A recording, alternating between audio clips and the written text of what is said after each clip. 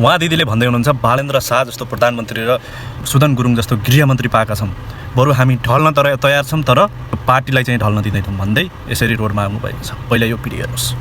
हिजो धन्न ढलिएन, ढल्न तयार छौँ तर पार्टी ढल्न दिँदैनौँ हामीले।